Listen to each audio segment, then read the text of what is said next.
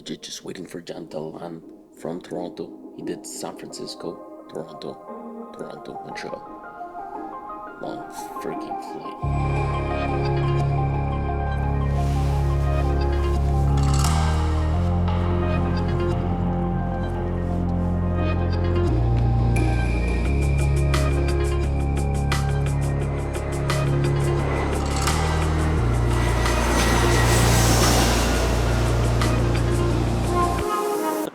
Let's go get this guy.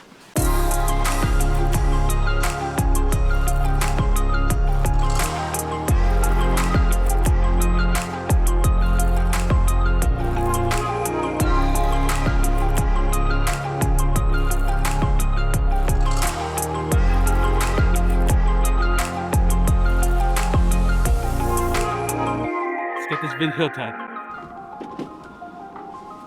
Brushki, bro.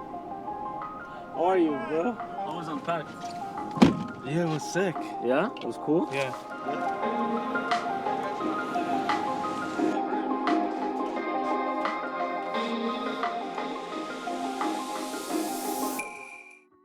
Actually would switch, like, Yeah? yeah. But like I Oh, baby. would love to have that as like a working phone, like as a portable iPad type of thing, you know, like all organization, all note taking, all. Like the whole shebang? Yeah. Like I would have this as my main, and then iPhone as the content creation. Yeah, because the cool thing about iPhone is just the log, bro. Log, photos, unbeatable. So Lightroom on iPhone is unbeatable.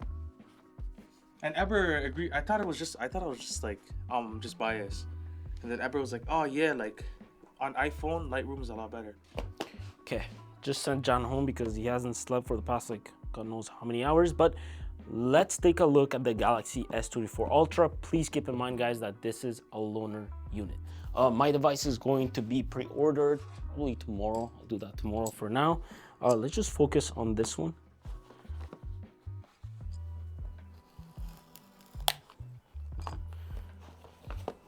I don't know if you guys can see, the box says Galaxy S24 Ultra right there. Pretty cool. If you guys ever get a unit, you'll see like off the bat, it feels flatter. Feels like someone just like shaped it this way. But yeah, that's pretty cool. And so color-wise, this is what the titanium gray looks like. It's pretty nice, pretty sleek. I like the color, a bit different from the iPhone. But yeah. Moving on, let's take a look inside the box. Let's see.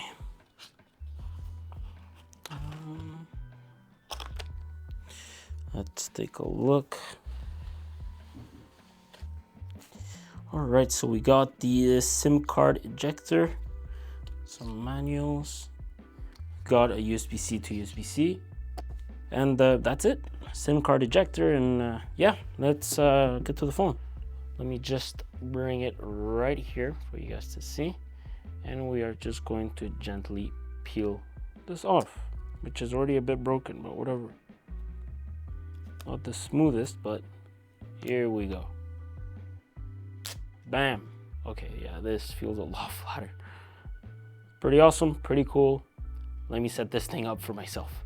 I think we all had a feeling Samsung were going to go titanium this year. It doesn't actually weigh less than my S23 Ultra though. I think the difference is about 2 grams depending on the model. Although in my hand it does overall feel different, that I will say. It's sharper, so the edges aren't as round. Even the edge where the S Pen sits is flatter. With that, the titanium matte rails and borders sort of now pushes this backplate to completely live flat. Like it doesn't round off like the S23 Ultra or the S22 Ultra did. And then the display at the front from corner to corner is now completely flat. I'm not sure if it's still going to feel as immersive as the S23 Ultra, so I guess that conversation is still to be continued. But compared to previous gens, we've got absolutely no curve at all. It still extends all the way to the edges, so it's almost like it's bezel-less. Altogether, this makes the S24 Ultra thinner, lighter by 2 grams, and as they said during the event, it's improved in hardness, has higher yield strength, and better resistance to corrosion. The only thing that I think will still bother me is how the corners still dig into my hands. Yeah, all of this comes in 4 new satin colors, all supporting IP68 and a display that's more durable than ever. It sounds so marketed, but I really hope this is true. My S23 Ultra had quite a few micro abrasions, like even when I broke my screen and I replaced it, I remember the week later it had generated a bunch of micro abrasions, so that was annoying.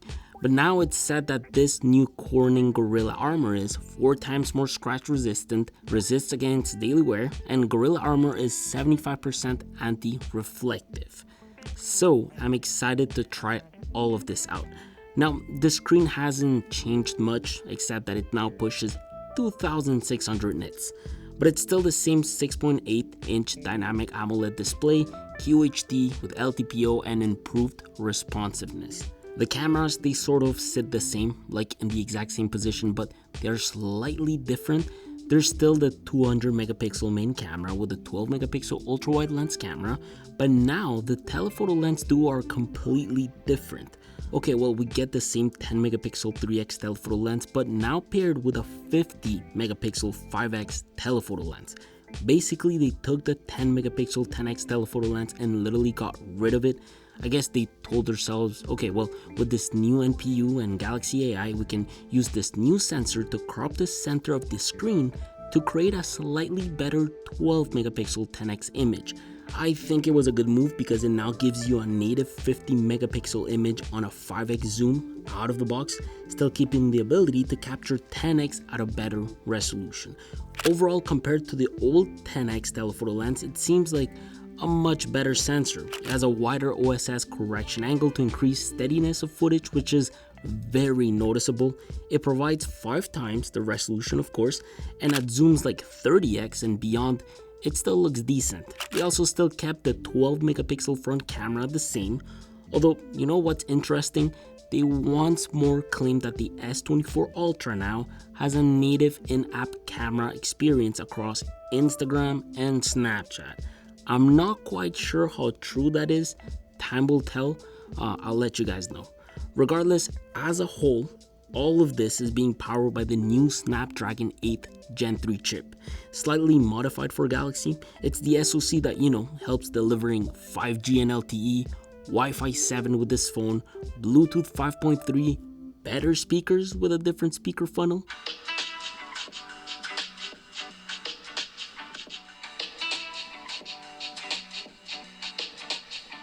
And apparently it's great at controlling thermals and battery life. All of that to be tested because I legit just got this, but I'm hoping to see what they still claim to be up to 65% charge in around 30 minutes, fast wireless charging 2.0, and wireless power share. No doubt all of these things are true. I just thought they were worth mentioning for those who are switching from an iPhone. If you are new to Android and Samsung, well, welcome. It all starts with One UI 6.1 based on Android 14, now packing Galaxy AI. This was like the biggest thing this year. Jan told me that at Unpacked they mentioned AI about 1,000 times. I think this year every company has, but I will give it to them.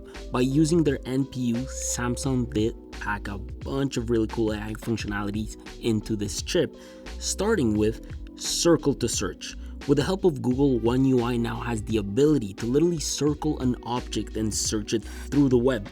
I think that to me is like mind-blowing. Using a simple gesture without switching apps.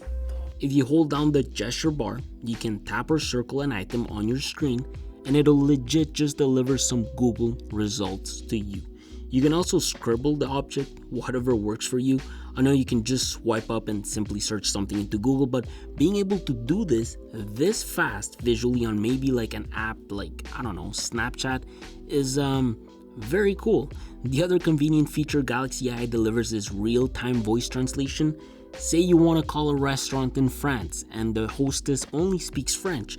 Well, no matter what type of phones she's using, on the other end, you can still communicate in English and the French translation will get processed. So as you're having the conversation, the phone will literally answer in French and translate French for you into English. It's literally a two-way channel. You just gotta make sure you download the language models onto the phone. You also have the ability to tweak the voices speaking or actually mute your voice or their voice as translation happens. Outside of this, there's also chat assist, so basically text to translate. It's precise, but not perfect. This also allows you to select different styles of conversation, a bit like when you ask ChatGPT to write something in a chiller or formal tone, for example. It's also got a personal interpreter for when you are lurking around the city that doesn't necessarily speak your language. Look, there is a lot that Galaxy AI unpacks, from AI into pictures, a bit like Google Pixel's implementation if you guys have seen that, to also provide the ability to make your notes better. This happens by either fixing your handwriting, turning those notes into text, and then maybe checking for spelling, out of format, summarize, and even translate. Also, the improved voice recorder app now allows AI to improve transcription as well as creating summaries in bullet point form of your recordings. There are a lot of AI functions that honestly can really become useful to a lot of people. I feel like software is finally catching up with hardware. Look, all I know is that if you want all the tech specs and all that sort of stuff, I'm not the channel for that. All I do is I integrate tech into my daily life so I can review it and talk about my experience. Well, at least that's what I try to do as much as I can. That being said, I'm going back to Samsung. I'm not as attached to iPhone as I once was. I think the only two things I will miss are log film and being able to FaceTime. That's it. I've learned to live without iMessage and learned to live without AirDrop. For now, I'm simply going to order my S24 Ultra and put my iPhone away. A 6-month review will come, maybe a camera setup video as well, and probably a comparison video in the next 3 months. Look, I think what matters is that from now all the way till like the new iPhone 16 releases, I am going to be using the S24 Ultra. You know, I'll film myself using it here and there, and I'll make like a well-rounded 6-month review just like I did for the S23 Ultra. I think that was a really cool review, really cool experience, and I'd figured by me doing that across the months, it'll give you guys an idea whether or not it's worth to get one. If you are already convinced, okay, if you're already convinced on getting one, you're like set, you're like, Andres, I want my phone now. I do recommend pre-ordering it. The reason why is because there are some deals going around about pre-ordering it, and like maybe I think you get like twice the amount of storage on them, so you end up paying the same amount you would have paid as if you would have gotten like the 256 gigabyte one for the 512 gigabyte one. So, you know, same price, same whatever. That's what I recommend doing. Other than that, I hope you guys enjoyed this video. We try to review tech and just, you know, just use them as much as we can so we can come up with reviews and so on. If you guys want to see another phone, that's a whole other story. I can review other phones, but as dailies, I think right now I'm torn between the S24 Ultra, the iPhone, and maybe the Pixel. I haven't had time to really play with the Pixel much. Yeah, let me know what color I should get, because I'm really thinking about orange. I'm not sure. Have a good Sunday.